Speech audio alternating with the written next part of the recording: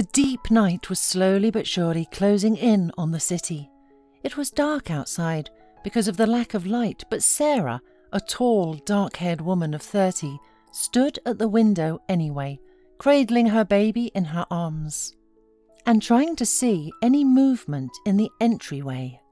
A half-hour ago, she had been sleeping deeply because, fortunately, her son was a pretty quiet baby, and in spite of his 6-month-old age, he almost did not bother her at night. But today, the baby, as if anticipating some kind of trouble, suddenly woke up in the middle of the night. Sarah, cradling the baby, looked into the next room, where her husband Liam was supposed to sleep, and to her great surprise, she did not find him in bed. Liam moved into the other room as soon as his wife gave birth to a son. He explained this by the fact that he was a responsible engineer at the factory, and waking up at night because of his son's caprices can negatively affect his work. That was why Sarah was understanding and did not have anything against Liam having more rest, because at that moment he was the only breadwinner in their family. Before her son was born, Sarah had been a family doctor and earned the same money as her husband. But the woman never bragged about it, believing that happiness is in warm relationships and love in the home. And she believed there was plenty of that in her home. But after giving birth, she felt as if her spouse had been replaced. Liam became irritable and constantly snapped at her. He came home from work later and later, said that their factory had a huge contract, so all the staff had to work late and without days off. Sarah, of course, was sympathetic to this circumstance. Her husband earned the money they needed, and they had a loan to pay on their apartment.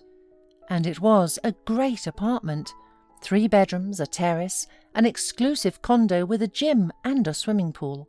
Sarah invested all her savings to buy the apartment, but it still wasn't enough. Liam had no savings, and they had to go into debt to the bank.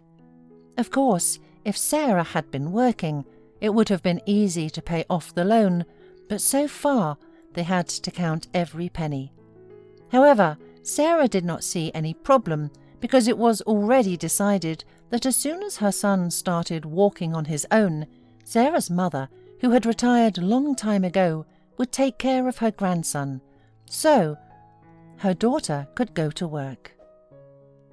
Sarah's mother, Mrs. White, lived on the outskirts of town in her big house and repeatedly complained how bored she was alone.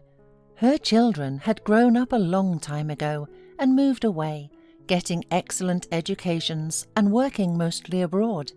Mrs. White had 3 children, and only Sarah stayed by her side. That was why she tried to help in any way she could. Unfortunately, Mrs. White's husband passed away early, leaving his wife a house and a beautiful memory of himself. Many times Mrs. White offered to sell her property and move into some small apartment because she did not need much in her old age. She wanted to give the rest of the money to her younger daughter and son-in-law so they could pay for their own apartment and not worry every month that they might be left without a home. Liam happily caught the idea given by his mother-in-law. "What a good idea! Why do you really need such a big house? And this way you can help your daughter, especially since your older children are much better off. Your son is a lawyer in an international company, and the eldest daughter is a programmer and does nothing else but travel with her husband to the resorts, making a living by pressing the keys on the keyboard while lying on a chaise lounge under the sound of sea waves. But we do not live so rich. I have to work in a factory for 3 people to pay off the loan, and now the baby was not quite in time. So your help would be very useful, and I'm even willing to take the trouble to sell your house and draw up all the documents." But Sarah was strongly against selling the house she grew up in. "Thank you, dear Mummy, but I would like my son to come and visit you and play in the fresh air, swim in the pool, and we would have the whole family gathered at the table in the garden, chatting merrily and drinking tea with your cakes as once. And by the way, brother and sister still sometimes remember about the homeland and come. Are we going to meet them in the small apartment?" "You're so stupid," Liam immediately snapped. "Your mother is right. This house stands without a man's hand. It will soon begin to crumble, but it can be sold for a lot now, and later, who will need this ruin?" The women looked at Liam with surprise. For both of them, such a rude treatment of Sarah was a revelation, because before that, the man was very affectionate. He did not forget to give flowers. He wrote poems. They had been dating for 6 months, and after that, Sarah, completely in love, told her boyfriend that she was pregnant. It was unexpected for them, but like a real man, Liam smiled in response and proposed his hand and heart. A couple of months later, he put a ring on the graceful finger of his bride, glowing with happiness, who was sure of a happy family life ahead of her. And now, cradling the baby, Sarah remembered another painful incident. She was 9 months pregnant. It was a warm summer evening, and it was almost dark. Sarah had made a hearty dinner and was waiting for her husband from work. She was sitting on the couch, leafing through a catalogue of baby costumes and eating her favourite ice cream. When Sarah heard the front door slam, she shouted to her husband, "Honey, come in. I just warmed up dinner, so wash your hands quickly or it will get cold." Liam entered the kitchen in a scowl. Looking at his wife, he said with disgust, "You keep eating sweets. You know, I would recommend you to stop already. Before the wedding you were so beautiful, slim, and now you are fat like a barrel. You're probably already weighing 80 kilos. This is not normal. Look at our neighbour. She is also pregnant, but she looks much better than you." Sarah was very offended by these words, but she said nothing in reply to her husband, who must have had some kind of trouble at work. Otherwise, she could not explain his rude behaviour. And was she fat? Definitely not, thought Sarah, locking herself in the bathroom after this conversation and examining herself critically. After this incident, her husband no longer allowed himself such remarks, but the relationship did not get any better. Sarah looked at her watch. It was 2 a.m, but Liam was still not home. His phone was also not available. And suddenly, the woman saw an unfamiliar car pull up to the doorway. The car stopped and the light inside came on. Sarah could not believe her eyes. Her husband and an unfamiliar young woman with bright red hair were sitting in the car. The woman leaned over to Liam and gently kissed him on the lips. Then the couple embraced and said goodbye, and the man got out of the car.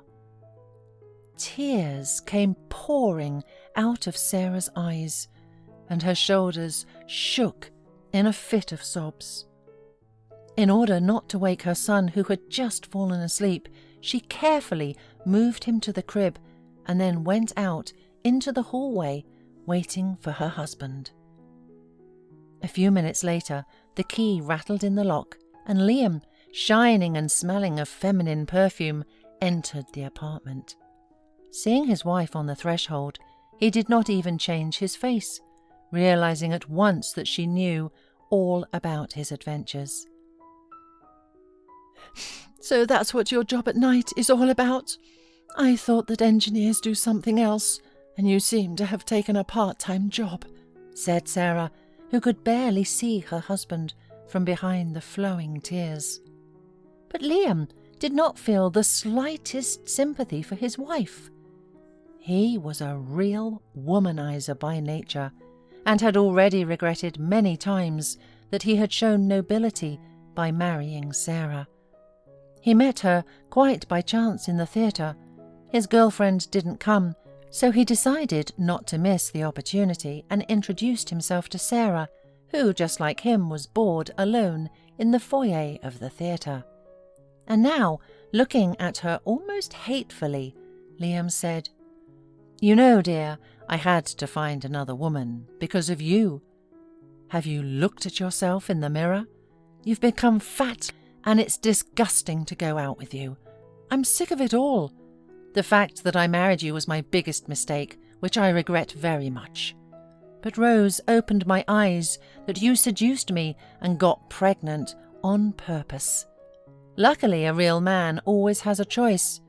Tomorrow my vacation starts, and I'm going to sea with Rose. Of course, I refused because of you, but it's not too late to fix it. And when we come back from holiday, I'll move in with her. She's a real lady, very pretty and well-groomed, not like you. By the way, pay for the loan yourself from now on, or whatever you want. You can ask your mummy for money, or your brother, and I don't care. I'll file for divorce myself, and do not dare to demand alimony from me, or I'll do a DNA test, because clearly the child does not even look like me." After these words, Liam went to his room to pack his things, having previously called his mistress to come and get him. Sarah was so shocked by what she heard. She did not even know what to say. And it was not in her character to make a stormy showdown with throwing things out of the windows and shouting curses. Liam had already left the house in silence, but she was still sitting on the ottoman in the middle of the hallway, sobbing. 6 months passed. Apparently Liam's vacation was prolonged, because he did not even think of showing up at his once native family any more, sending a notice by mail that he agreed to divorce his wife without his presence. The woman had to take her husband's advice and borrow money to pay the loan from her brother, but very soon she herself was going to go to work, and then things would certainly get better. In the meantime, she devoted all of her time to her son, walking outside all day long. One beautiful sunny day, she met a man with a baby the same age as hers. He approached her on his own and inquired about the children's stores nearby. It turned out that he had recently moved to the city from the countryside and had not yet gotten used to it. A pleasant conversation started between the adults. Sarah learned that Ben brought up his son alone. His wife had dumped them without remorse, leaving for another country with her lover and taking no interest in her son's fate.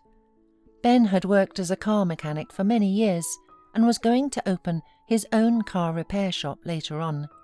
In the meantime, he did not want to leave his son in the care of other people. Embarrassed, he admitted that looking after his son and spending time with him was a great pleasure, which he did not want to give up. So, Sarah and Ben began walking with the children together.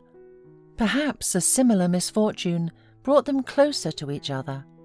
Days went by, and then one day Sarah received a proposal from Ben to tie their lives together. By that time, Sarah was already convinced that Ben was a good and kind man and adored children, so she accepted without hesitation. Soon after the wedding, Sarah returned to work. She knew that her son was under the safe care of her husband. The couple decided that Ben would take care of their own business when the children went to kindergarten. One day, there was a loud knock on the door. Sarah was surprised to see her ex-husband on the doorstep. As if nothing had happened, Liam returned after a very long absence to his former family. Falling to his knees, he began to apologize for his stupidity. Of course, it was not remorse that brought the rascal back. Just to his horror, Liam suddenly realized that finding a new mistress was not so easy for him. Young women were no longer interested in him, and the wiser women of his age immediately read out his past by his eyes and habits. That's why Liam remembered his ex-wife. thinking that if he would ask her forgiveness, she would immediately forgive him. But seeing Ben behind Sarah, Liam instantly realized that his place was already taken. As a farewell, Sarah promised that in memory of his former services, he could go to her for a free medical consultation. After that, the woman slammed the door in the face of her ex-spouse and, turning to Ben, hugged him tightly.